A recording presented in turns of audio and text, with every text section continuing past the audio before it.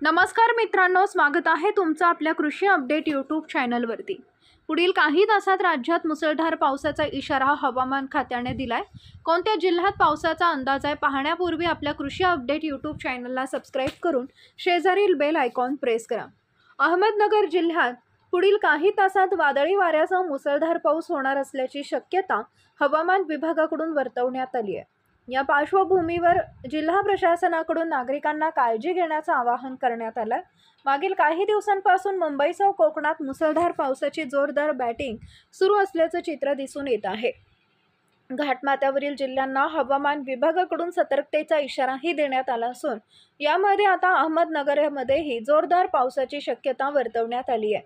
राज्यात मान्सूनच्या पावसाची जोरदार बॅटिंग सुरू आहे। सोमवारी राज्यातील अनेक जिल्ह्यात मुसळधार पावसाने हजेरी लावली। 9 जुलै रोजी पावसाचा मुक्काम कायम राहणार आहे। पुणे, मुंबई आणि सातारा या जिल्ह्यांना 9 जुलै रोजी अतिमुसळधार पावसाचा इशारा देण्यात आलाय। दरम्यान राज्यातील अनेक भागात मुसळधार पाऊस सुरू असल्याने पावसाचा अंदाज पाहता मंगळवारी पुणे शहरासह जिल्ह्यातील सर्व 12वी पर्यंतच्या सर्व शाळा आणि महाविद्यालयांना सुट्टी जाहीर करण्यात आली आहे। मुंबईतही मुसळधार पावसाची शक्यता असल्याने तिथंही शाळांना सुट्टी देण्यात आली आहे। यापुढील हवामान अंदाज पाहण्यासाठी आपल्या कृषी अपडेट यूट्यूब चॅनलला सबस्क्राइब करा